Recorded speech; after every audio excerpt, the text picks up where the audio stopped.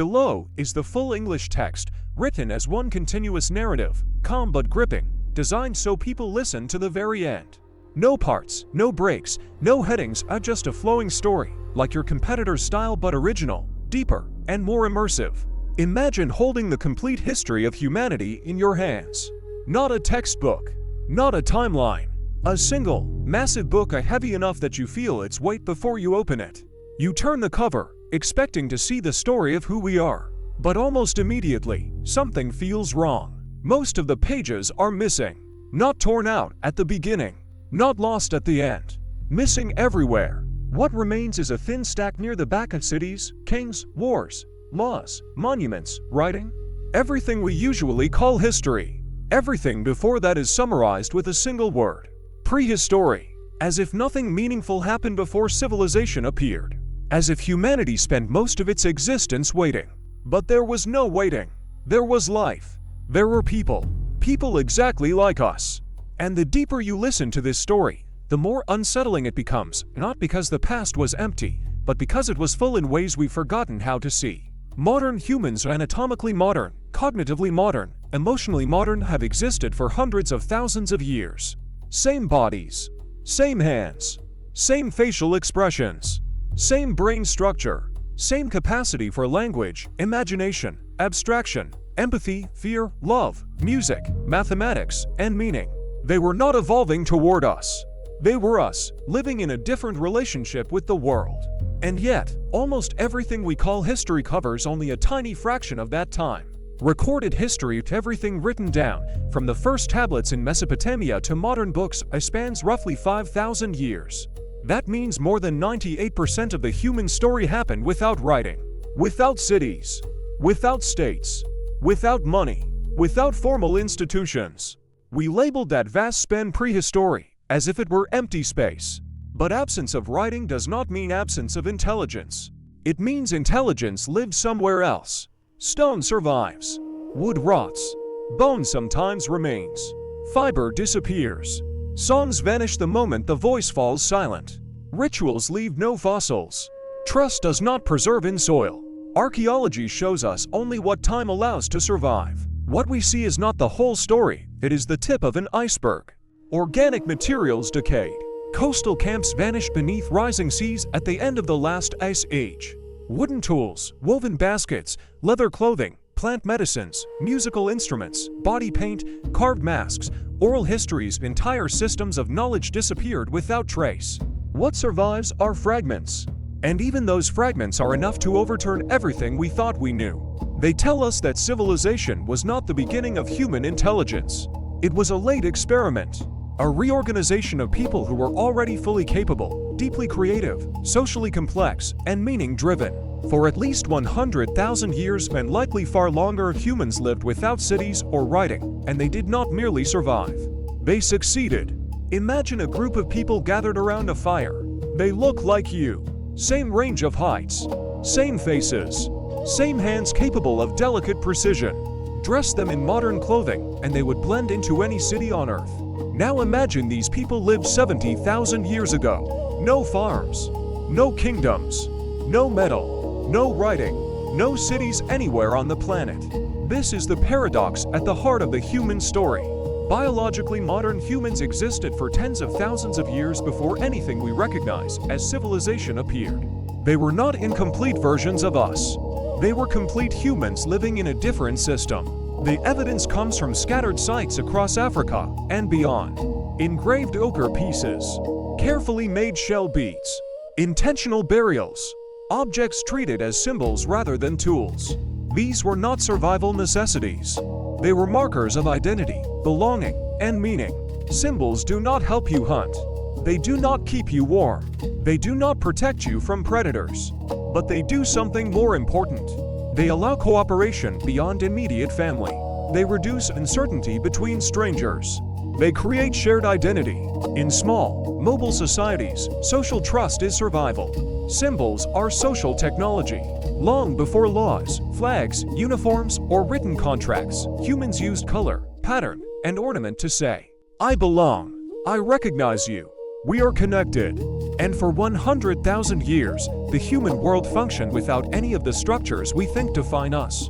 No written laws, but rules enforced by memory and relationship. No cities, but camps that moved like living systems. No libraries, but knowledge passed forward through apprenticeship, song, and ritual, because forgetting could be fatal. Memory was not a weakness. It was infrastructure. Modern people tend to think of oral cultures as limited, as if information not written down is somehow less reliable. The truth is the opposite. Oral knowledge systems were engineered solutions to a brutal problem. How do you preserve critical information when you have no external storage? The answer was simple and demanding. You store it in people. In foraging societies, certain knowledge was non-optional. Seasonal calendars, migration routes, water sources, medicinal plants, animal behavior, toxic species, navigation across vast landscapes without maps. Forgetting was not inconvenient. It was deadly. So information was embedded in stories, rhythms, rituals, and repeated practice. Songs encoded geography. Myths preserved survival rules. Apprenticeship trained judgment, not just technique. Elders became living libraries, carrying decades of observation across generations. This was not primitive memorization. It was deep learning intuition built from experience, reinforced by culture. Writing allows knowledge to live outside the mind. That is powerful. But it comes with a trade-off. When information lives externally, individuals no longer need to carry it internally. Oral societies train minds differently because there was no alternative. And it worked. For 100,000 years, humans transmitted complex knowledge without writing a single word. They adapted to deserts, forests, coastlines, mountains, tundra. They spread across continents. They created art, ritual, and social systems rich enough to endure deep time. This was not a warm-up phase. It was a fully functional way of being human. Which raises the uncomfortable question. If humans lived successfully for tens of thousands of years without civilization, why did civilization ever appear at all? To answer that, we need to shift scale. Modern humans have existed for roughly 300,000 years. Recorded history covers about 5,000. That means written civilization represents less than 2% of the human story. Empires rise and fall in the blink of geological time. Egypt's entire dynastic history fits into a few thousand years. Rome lasts barely a moment. Modern superpowers are sparks. Civilizations flicker. Humans persist. When archaeologists find only stone tools at ancient sites, that does not mean stone tools were all people had. Stone is simply what survives. 95% of material cultured wood, fiber, leather, plants, pigments is gone. Absence of evidence is not evidence of absence. Early symbolic behavior did not suddenly appear because intelligence was invented. It appears because intelligence happened to leave traces we can still see. The people were always there. We are only learning how to recognize them. Now imagine daily life 60,000 years ago. No alarms. No schedules imposed from above. No offices. No grocery stores. No medicine cabinets, but also no guarantees. No climate control. No certainty of the next meal. A typical foraging band numbered perhaps 20 to 50 people. Extended family. Children. Elders if they survived. Camps moved with seasons. Labor was flexible and embedded in social life. Work was not separated from living. The claim that hunter-gatherers worked only a few hours a day is misleading. Food acquisition might take that long, but processing, tool-making, shelter building, child care, injury treatment, and social coordination took time. Life was not easy, but it was adaptive. Diet was often diverse. Skeletal evidence suggests many foraging populations were healthier than early agricultural ones, with better nutrition and dental health. Mobility kept bodies strong. Care for injured individuals indicates social cooperation and empathy. These societies were not utopias. Conflict existed. Violence occurred. But extreme inequality was difficult to maintain without stored wealth and permanent property. Leadership was situational, based on competence rather than dominance. Decisions were made through consensus because survival required cooperation. This was the human baseline for most of our existence. Creativity was not a luxury added after survival. It was part of survival. Cave paintings, figurines, musical instruments, body decoration, these were not afterthoughts. They were psychological technology. Art creates shared meaning. Music builds synchrony. Ritual reinforces cohesion. Beauty organizes experience. The art we find is almost certainly a tiny fraction of what existed. Performances, dances, songs, fiber arts, painted bodies, all lost to time. Then something changed. Round the end of the last ice age, climate stabilized. Certain plants became reliable. Some groups began to manage resources more intensively. Mobility decreased. Storage appeared. Surplus became possible. And surplus changes everything. Stored food creates property. Property creates inequality. Inequality creates hierarchy. Population density increases. Leadership shifts from situational competence to administration. Writing emerges to track obligations. Cities form. States appear. Civilization is born, not as progress from stupidity, but as a trade-off. Early agricultural societies were not universally healthier. Many suffered from malnutrition, disease, and social stratification. But once populations grew, returning to mobile foraging became impossible. Agriculture became necessary to sustain the system it created. Civilization reorganized humans. It did not create humanity. It enabled massive population growth, technological accumulation, monumental architecture, and written knowledge. It also introduced large-scale warfare, coercive labor, inequality, and environmental pressure. Neither system is morally superior. They are different bargains. What is extraordinary is how long the first system worked.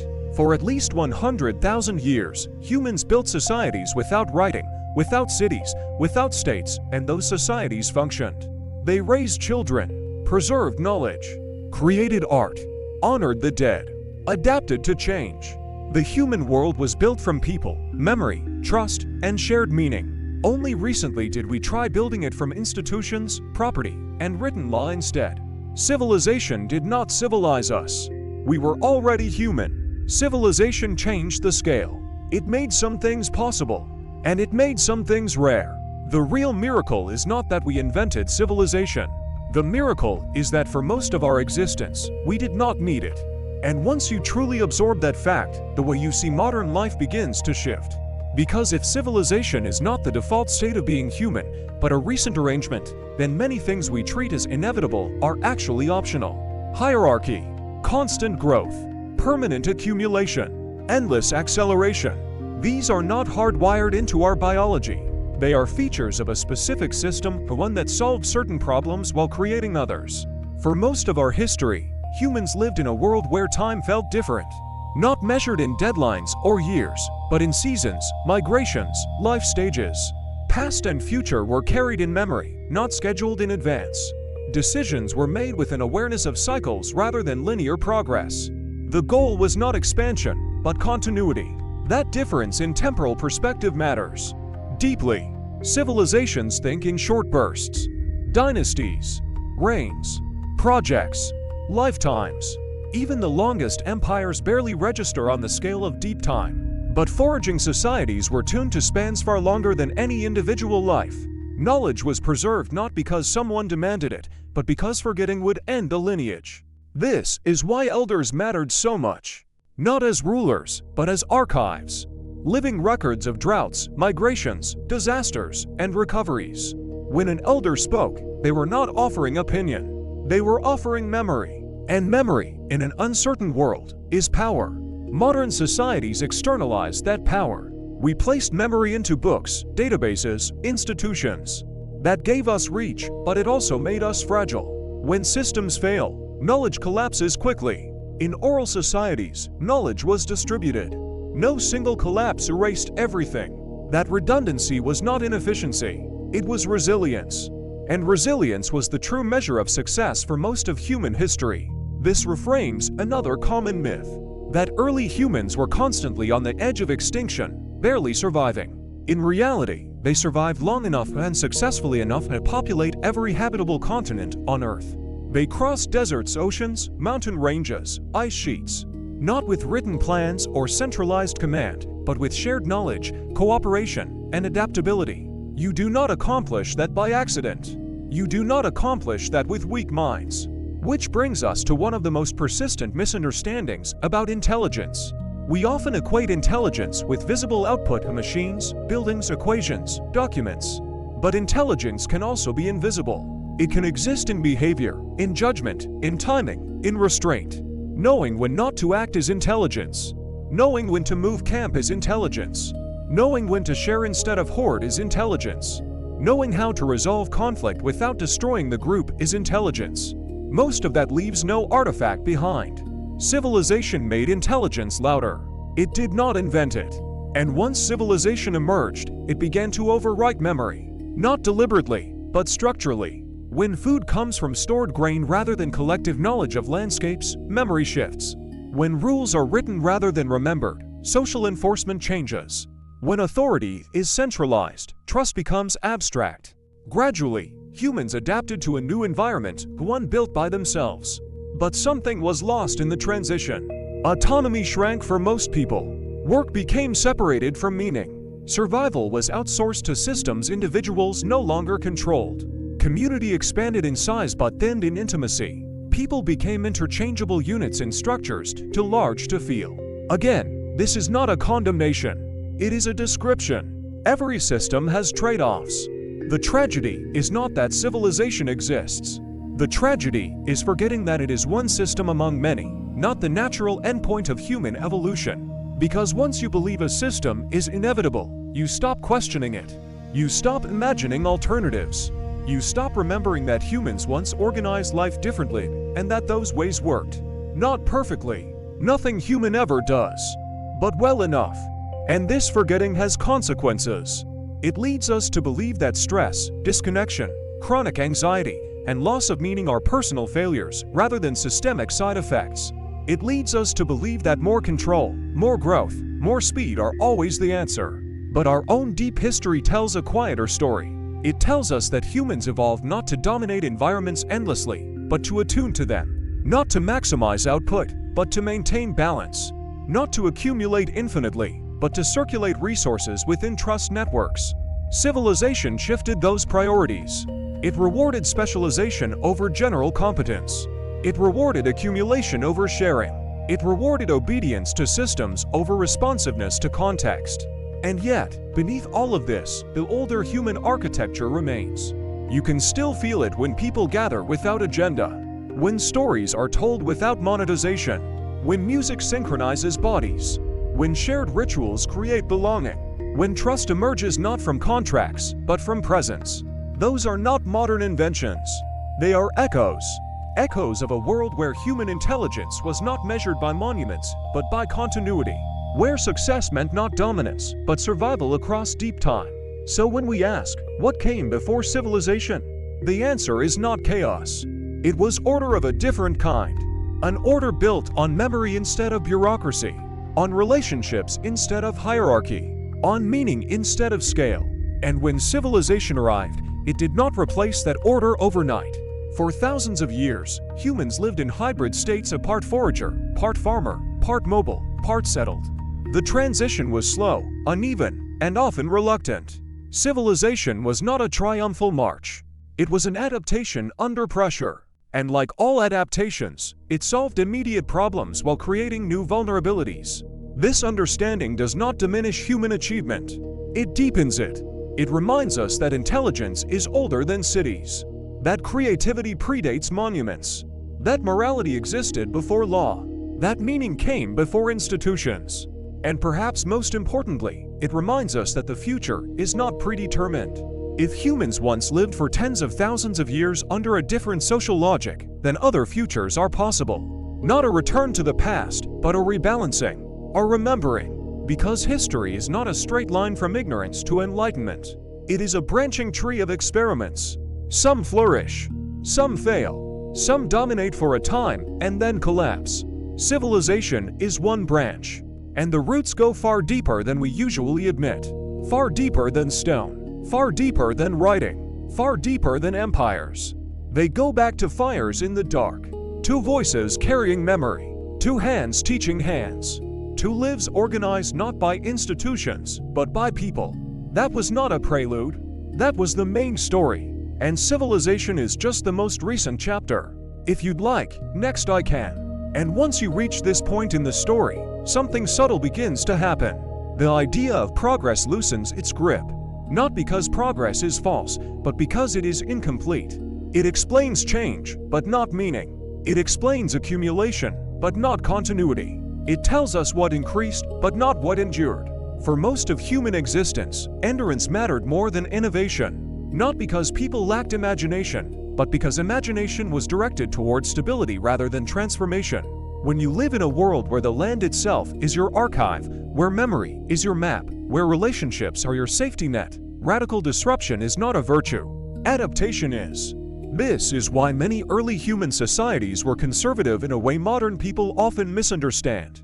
Not resistant to learning, but careful with change. When a system keeps children alive, preserves knowledge, and maintains balance with the environment, altering it recklessly is dangerous.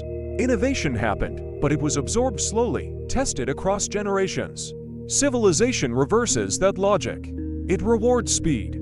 It favors expansion. It treats disruption as progress. And in doing so, it compresses time. Decisions that once unfolded across centuries now occur within a single lifetime. The pace accelerates faster than cultural wisdom can adapt. This acceleration creates a strange condition. Humans evolved to live in systems where consequences were immediate and personal. You knew who benefited. You knew who suffered. You felt the feedback directly. Civilization stretches cause and effect across distance and time. Actions taken here affect people you will never meet. Decisions made now reshape environments generations later. This separation is not trivial. It reshapes moral intuition. In small societies, ethics is relational. You care because you know. In large systems, ethics becomes abstract. Rules replace relationships. Numbers replace faces. Responsibility diffuses. This is not because people became less moral. It is because scale changes perception. And yet, our nervous systems did not evolve for abstraction. They evolved for proximity, for small groups, for direct feedback, for stories that involve named individuals, not statistics. That mismatch between ancient biology and modern scale may explain much of the quiet unease that defines contemporary life. We live surrounded by people, yet feel isolated. We have access to infinite information, yet struggle for meaning. We are safer than most humans who ever lived, yet feel chronically anxious. These are not personal failures. They are symptoms of living inside a system that outpaced the conditions under which human psychology formed. When you look at deep history, this becomes less mysterious. For tens of thousands of years, meaning was not optional. It was embedded in daily life. Survival itself was tied to purpose. Every skill mattered. Every person had a role. Every story carried weight. Modern societies often separate survival from meaning. You can survive without understanding why you do what you do. You can earn without contributing to something you recognize. You can live without being needed in any tangible way. This is unprecedented, and it may explain why humans, despite technological abundance, continue to seek rituals, symbols, myths, and belonging. We did not invent these to decorate life. We evolved with them as structural supports. When civilization removed many of those supports, it did not erase the need. It left a vacuum. So humans recreate meaning wherever they can. In fandoms, in ideologies, in nationalism, in consumer identity, in digital tribes, in stories that give shape to experience. These are not regressions. They are compensations. The ancient human mind is still here, trying to do what it has always done, organize reality into something livable. And this brings us to an uncomfortable realization. Civilization did not make humans restless. It revealed restlessness by removing the structures that once held it.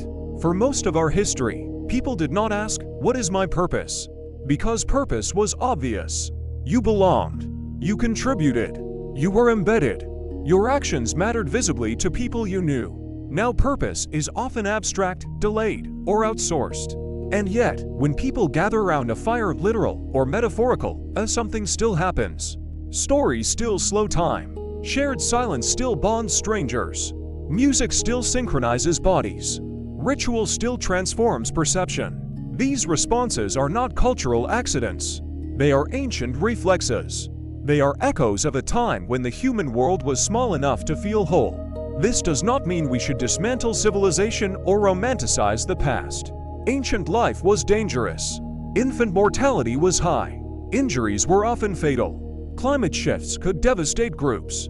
There was no guarantee of comfort or longevity. But acknowledging the costs of the past does not require denying its wisdom. The mistake is not choosing civilization. The mistake is forgetting what came before and assuming nothing was lost.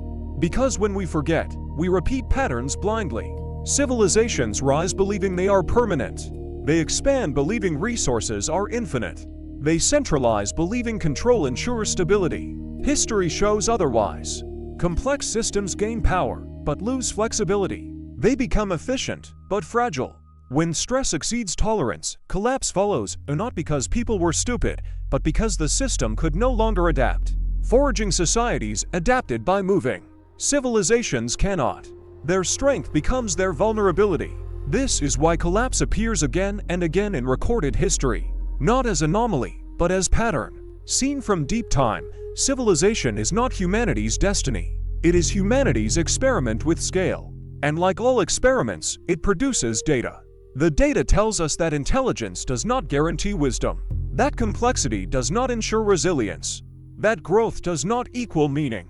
But it also tells us something hopeful. It tells us that humans are not trapped in one way of being. We have already lived differently, successfully, for far longer than we have lived this way. The past does not give us instructions. It gives us perspective. It reminds us that beneath institutions, beneath economies, beneath technologies, there is still the older architecture. People forming relationships, sharing knowledge, creating meaning, responding to uncertainty together. That architecture never disappeared. It was layered over. And when systems strain, when institutions fail, when certainty collapses, humans instinctively fall back on it. They form small groups. They share stories. They trade skills. They build trust face to face. Not because it is nostalgic, but because it works. So perhaps the most radical insight of deep human history is not about where we came from, but about what remains available to us. We are not only the product of cities and states. We are the descendants of fires, stories, and memory. We carry within us ways of organizing life that predate civilization and may outlast it. And if this is true, then the story of humanity does not end with the rise of civilization. It continues with the question we are only beginning to ask. What parts of our ancient intelligence do we need to remember in order to survive what comes next? And maybe that question is why these fragments from deep time still speak to us. Why beads, pigments, burials, songs, and symbols pull at something inside us. Why we feel a strange familiarity when imagining people gathered around a fire tens of thousands of years ago. Because on some level, we recognize them. They are not strangers. They are us. And if you stay with that realization for a moment, something even deeper begins to surface. Not an argument, not a conclusion, a feeling, a quiet recognition that the way we tell the human story is shaped less by truth than by what survived long enough to be noticed. Stone speaks loudly across time. Memory speaks softly. So we built our histories around stone. But humans did not live inside stone for most of their existence. They lived inside relationships. For tens of thousands of years, identity was not defined by profession, status, or property. It was defined by place in a web. Who taught you? Who trusted you? Who depended on you? Who you were responsible for? These were not abstract roles. They were lived realities, reinforced every day. When something went wrong, there was no institution to blame. Responsibility was immediate. If a decision failed, everyone felt it. If someone acted selfishly, the cost was visible. Reputation mattered because survival depended on it. This created a different psychology. Not better, different. Modern systems diffuse responsibility. They allow harm without face-to-face consequence. They allow benefit without visible reciprocity. This changes behavior, even when intentions remain good. Ancient societies did not need morality written down because morality was embedded. You did not follow rules because they were laws. You followed them because you knew what happened when trust broke. This is why punishment in small societies was often social rather than violent. Exclusion was devastating. Loss of belonging was existential. Cooperation was not enforced by fear of authority, but by fear of isolation. Belonging was everything. And belonging was maintained through shared practices, as stories told the same way every time. Gestures repeated across generations, rituals that marked transitions. Birth, adulthood, death. These were not symbolic extras. They were stabilizers. They told people who they were and where they stood. When civilization emerged, many of these functions were transferred to institutions. Birth certificates replaced initiation rituals. Laws replaced communal judgment. Bureaucracy replaced memory. Efficiency increased. Meaning thinned. Again, this is not condemnation. It is description. Civilization excels at scaling systems. It struggles to scale belonging. This is why modern people often feel anonymous, replaceable, disconnected. The system works, but it does not see you in the way a small group does.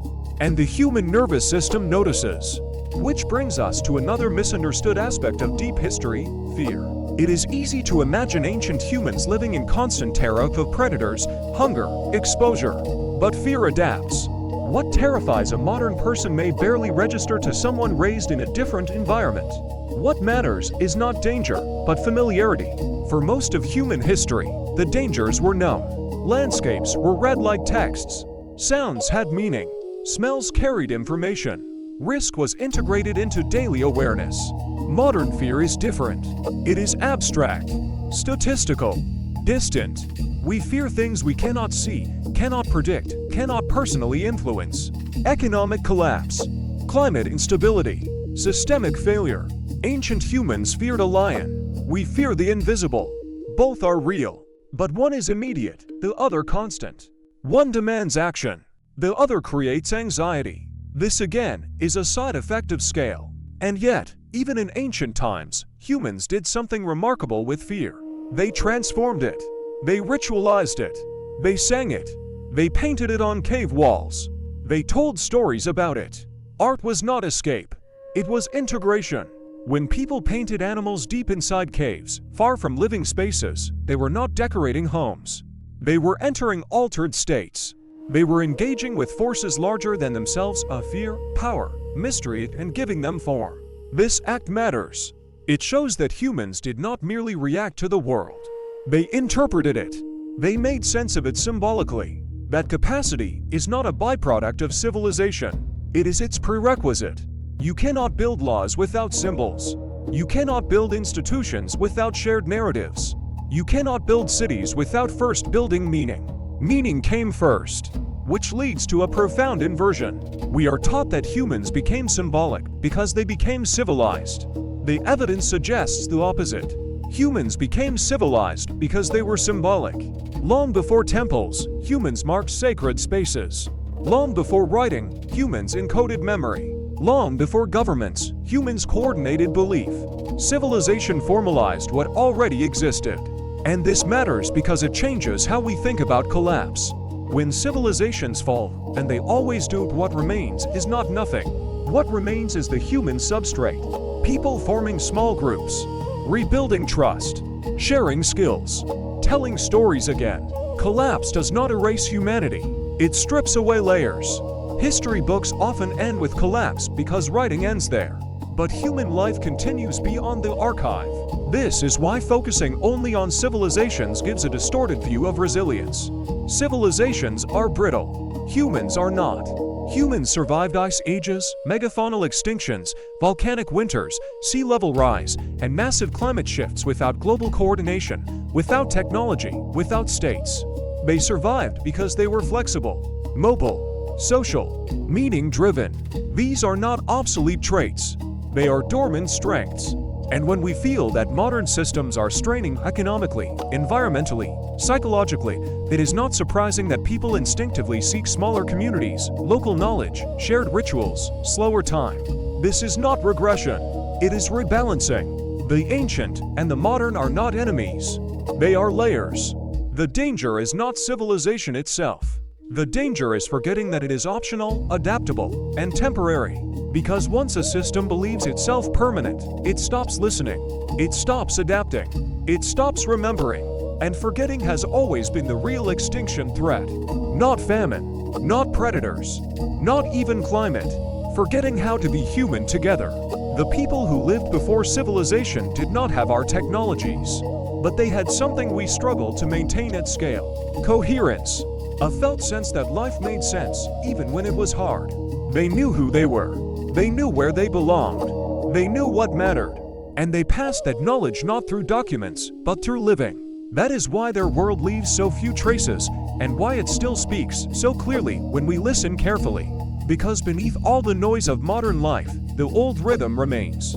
The rhythm of gathering, of sharing, of remembering.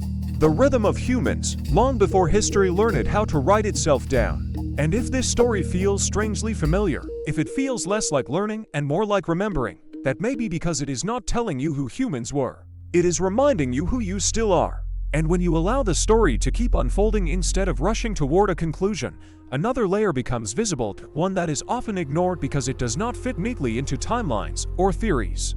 It is the layer of choice. Not conscious choice in the modern sense, with debates and policies and explicit decisions, but collective drift.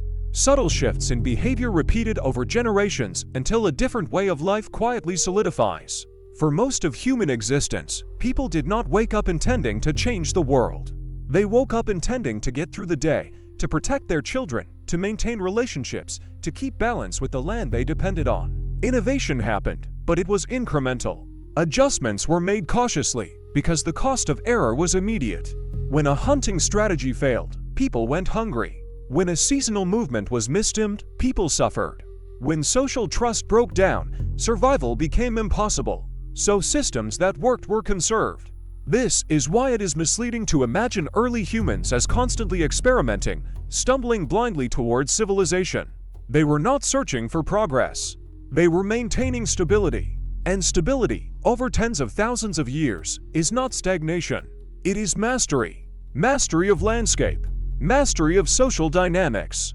Mastery of uncertainty. To live without writing does not mean to live without history. It means history is carried differently. Not as dates, but as patterns. Not as events, but as lessons embedded in stories and rituals. When a story is told again and again, it becomes less about what happened once and more about what always happens. This kind of knowledge does not age. It deepens. Modern history, by contrast, often obsesses over novelty. What changed? What was invented? What disrupted what came before? But novelty is not the same as importance. Many inventions change surface behavior without altering underlying human needs. Deep history reminds us of that. People living 80,000 years ago worried about their children. They worried about illness. They worried about conflict within the group. They worried about strangers. They worried about scarcity and loss. These worries did not begin with civilization. Civilization simply amplified them, scaled them, and made them less personal. This is why ancient societies place such emphasis on cohesion. When the group is your insurance policy, social bonds are not optional. You cannot opt out of community. You cannot retreat into isolation without consequence. Modern societies allow isolation, even encourage it. Survival no longer depends on being known. It depends on interacting with systems. That shift is profound. It changes how people experience themselves.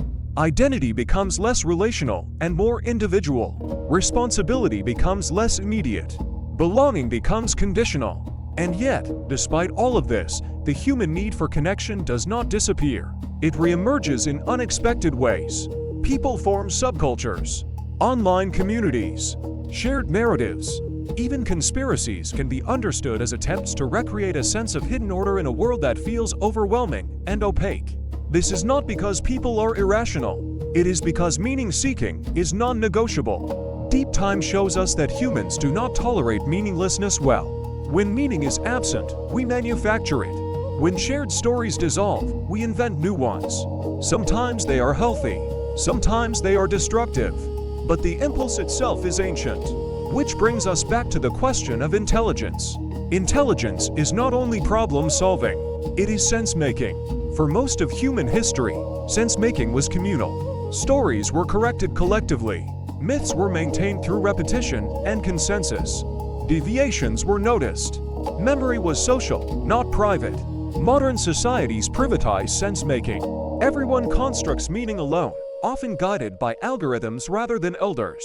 This creates fragmentation, parallel realities, competing narratives that rarely meet. Again, this is not moral judgment. It is structural consequence. Scale breaks coherence, and coherence mattered deeply to early humans. When people gathered seasonally for rituals, for exchange, for marriage, for collective work, these gatherings served multiple purposes at once. They renewed social bonds. They redistributed resources. They exchanged knowledge. They synchronized belief. These gatherings were not primitive festivals. They were maintenance of the human network. Civilization eventually replaced many of these functions with permanent institutions. Markets replaced exchange rituals. Courts replaced communal judgment. Churches formalized belief. Schools standardized knowledge. Efficiency increased. Flexibility decreased. The older system relied on redundancy. Many people carried overlapping knowledge. If one died, others remembered. Civilization centralizes expertise. Specialists know more, but fewer people know it. This creates power and vulnerability at the same time. And this vulnerability is visible whenever systems fail. When supply chains break, people rediscover local knowledge.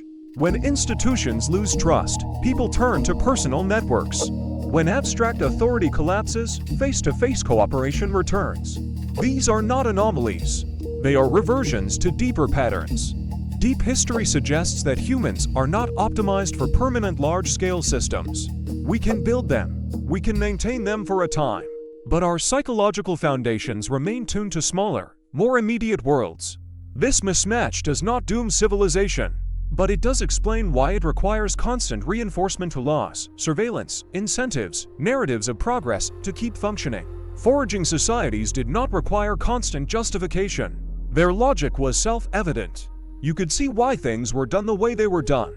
The feedback loop was short. Modern systems require belief. Belief that the system works. Belief that the future will compensate for present sacrifice. Belief that growth will solve problems it creates. Belief becomes structural. And belief, like any resource, can be depleted. This is why civilizations invest so heavily in symbols, flags, monuments, narratives of origin and destiny. These are not decorations. They are glue. They replace the cohesion once provided by direct social bonds. Ancient societies also used symbols, but their symbols were embedded in daily life, not elevated above it. A bead, a color, a story told by the fire. Small, intimate, repeated. Civilizational symbols are large, distant, abstract. They inspire awe, but rarely intimacy. This difference matters when systems are stressed. In small societies, when stress increases, people pull closer. In large systems, stress often produces fragmentation. People retreat into smaller identities because the larger structure feels unresponsive. Deep time tells us this pattern is not new. Human adaptability has always depended on the ability to shift scale to move between small group intimacy and broader cooperation. Civilization fixed us at one scale for too long. And now, as pressures accumulate ecological, economic, psychological, that rigidity becomes visible. This does not mean collapse is inevitable. It means adaptation is required. But adaptation does not come from forgetting who we were. It comes from remembering what worked across deep time. Not the tools, not the technologies, but the principles. Distributed knowledge, strong social bonds, ritualized meaning, flexibility, mobility, physical or conceptual, respect for limits. These are not romantic ideas. They are survival strategies tested over tens of thousands of years. Civilization compressed time and expanded space. It allowed us to act at scales our instincts did not evolve for. That power is unprecedented. But power without memory is dangerous. Deep history offers memory. It reminds us that humans do not need constant growth to feel fulfilled. They need coherence. They need to feel that their actions matter, that they are seen, that they belong to something larger than themselves but small enough to understand. That truth predates cities. It predates writing. It predates agriculture. It is older than civilization and therefore more durable. And as this story continues, the question quietly shifts again. Not how did civilization begin, but what does it cost to forget the human modes that came before it? That question does not demand nostalgia. It demands awareness. Because the future will not be built by rejecting civilization, nor by worshipping it. It will be shaped by whether we can integrate deep human memory into systems that have grown far beyond their original psychological foundations. And that integration begins not with technology, but with understanding. Understanding that for most of our existence, humans lived in ways that cannot be excavated, cannot be quantified, cannot be fully reconstructed, but can still be felt. Felt in the discomfort of anonymity, felt in the hunger for belonging, felt in the relief of shared silence, felt in the power of story. These feelings are not modern problems. They are ancient signals, and they are still speaking. And as the story keeps unfolding, it becomes clear that the greatest difference between ancient human life and modern civilization is not technology, but orientation. A difference in what life was aimed toward. For most of human existence, the goal was not to transform the world, but to remain in relationship with it. The land was not a resource to be optimized. It was a partner to be understood. Animals were not commodities. They were agents with patterns, habits, and limits. Weather was not background noise. It was information. This demanded attention. Not the distracted attention of modern life, but sustained, embodied awareness. People watched the sky because the sky mattered. They listened to wind because wind carried meaning. They learned landscapes the way modern people learn languages, fluently, intuitively, without conscious effort. This kind of attention shapes the mind. Modern humans outsource attention. Clocks tell us when to act. Calendars tell us when to move. Systems regulate timing. In ancient societies, timing lived inside people. The body knew when to travel, when to harvest, when to rest. Time was not segmented. It flowed. That flow created a different sense of self. Identity was not anchored to productivity or achievement. It was anchored to participation. You were someone because you were part of something ongoing. Civilization gradually replaced participation with role. Farmer, soldier, scribe, laborer, administrator. Roles increased efficiency, but narrowed identity. When identity narrows, meaning becomes fragile. If the role is lost, the self trembles. This fragility did not exist in the same way in foraging societies. People were generalists. Everyone knew a little of many things. Skills overlapped. Knowledge was shared. Redundancy was valued. Redundancy looks wasteful in a system optimized for output. But in a system optimized for survival, redundancy is security. This is why early human societies were resilient to individual loss. When someone died, knowledge did not vanish entirely. Others carried parts of it. The system bent, but did not break. Civilization traded redundancy for specialization. This allowed rapid advancement, but at the cost of brittleness. When specialists disappear, systems collapse faster. When centralized knowledge fails, recovery is difficult. Again, this is not an argument against civilization. It is an explanation of its character. Understanding character matters because it tells us what a system needs in order to endure. For most of history, humans did not measure success by accumulation. They measured it by continuity. Did the group survive? Did children grow? Did knowledge pass forward? Did balance hold? Modern systems measure success differently. Growth, expansion, output, numbers rising. Growth is powerful, but it is not the same as continuity. Growth assumes tomorrow will resemble today enough to justify expansion. Continuity prepares for uncertainty. Deep history teaches humility toward uncertainty. Ancient humans lived knowing that environments change. Rivers shift. Herds vanish. Climates fluctuate. Nothing is permanent. Adaptation was not a strategy, it was a condition. Civilization, by contrast, tries to freeze conditions. Irrigation systems hold water in place. Walls hold people in. Borders fix movement. Laws stabilize behavior. Stability brings comfort.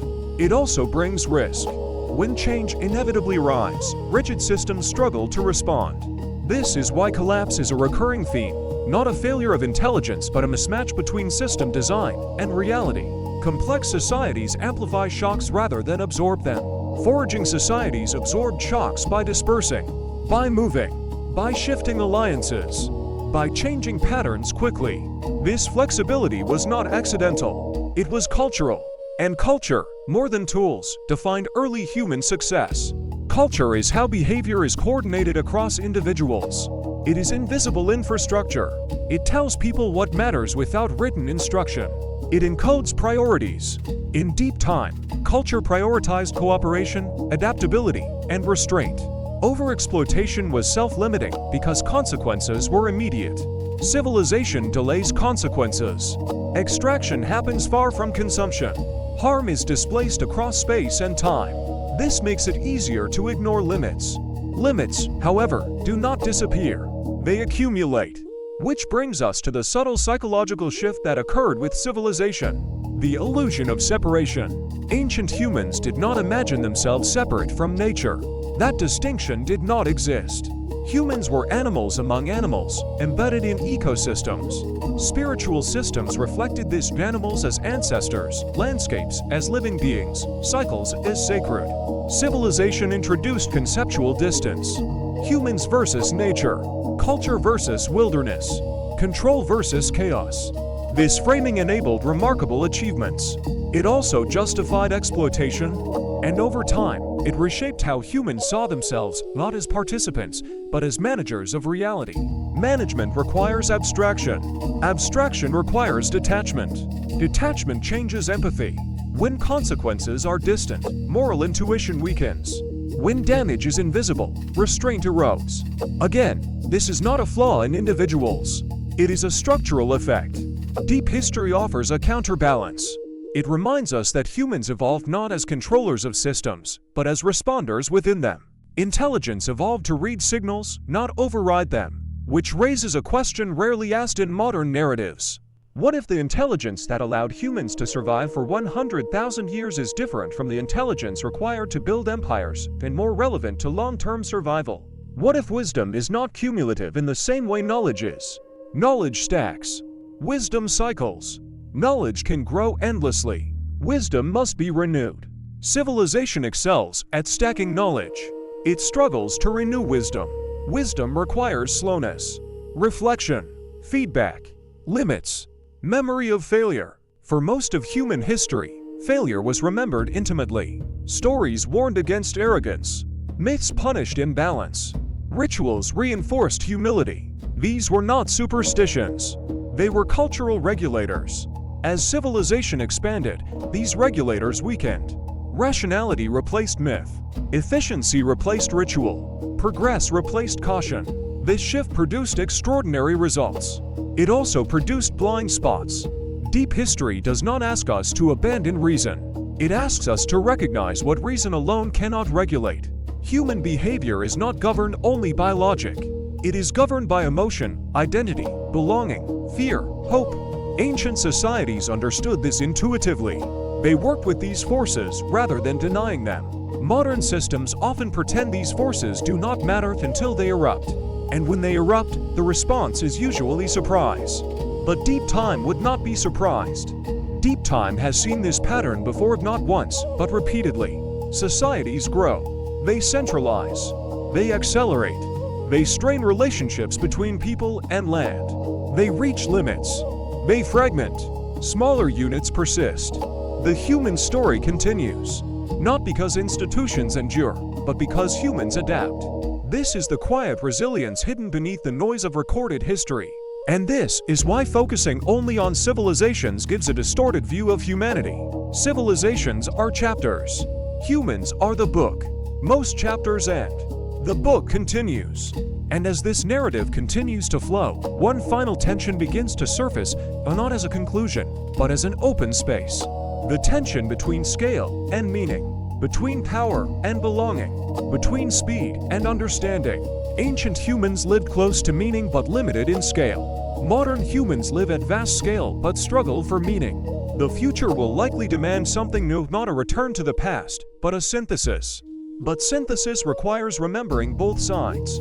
It requires remembering that for most of our existence, humans lived without needing to dominate the world to feel whole. They lived within it. And that memory is faint, fragmented, barely visible in stone, that still exists within us, waiting to be recalled. Not as nostalgia, as guidance.